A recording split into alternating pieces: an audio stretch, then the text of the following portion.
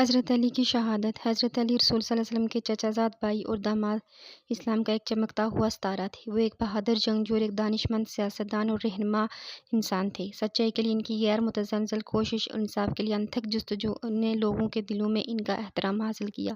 لیکن ہر کوئی حضرت علی کی قیادت سے راضی نہیں تھا۔ سازشوں کا ایک گروہ جس کی قیادت ابن ملجم نامی ایک شخص کر رہا تھا، اس کی حکمرانی سے ناراض ہو گیا تھا اور ان کا تختہ الٹنے کی کوشش کر رہا تھا۔ اس نے انہیں قتل کرنے کا منصوبہ بنایا، جو 19 رمضان 40 ہجری کو ان کا یہ منصوبہ کامیاب ہو گیا۔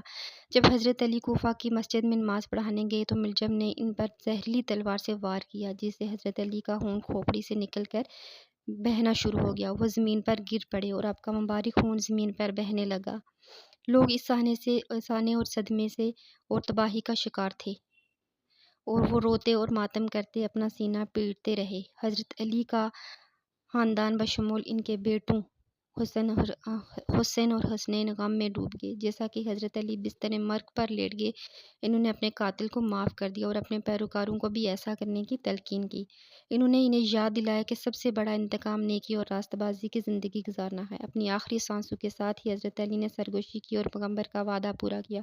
وہ ایک حدیث کا حوالہ دے رہے تھے جس میں رسول صلی اللہ علیہ وسلم نے فرمایا کہ جس نے مجھے دیکھنا ہے وہ علی کو دیکھ لے۔ اور یوں حضرت علی ہمت، حکمت اور ہمدردی کی میراث چھوڑ کر ابدیت کے دائرے میں چلے گئے، اور ان کی شہادت حق کے ساتھ ان کی غیر متزلزل وابستگی کا ثبوت تھی، اور ان کی یاد آج تک نسلوں کو متاثر کرتی ہے۔ اللہ کرے کہ حضرت علی کی شہادت کی کہانی ہمیں ان کی ہمت، حکمت اور ہمدردی کی تلقین کرنے کی ترغیب دے اور ہم اپنے آپ کو بہتر انداز میں بنانے کی کوشش کریں۔ آپ سب لوگوں سے ریکویسٹ ہے کہ آپ لوگوں کو اگر میری یہ ویڈیو اچھی لگی ہے تو پلیز اس ویڈیو کو شیئر کریں ثواب کی نیت سے، اور سبسکرائب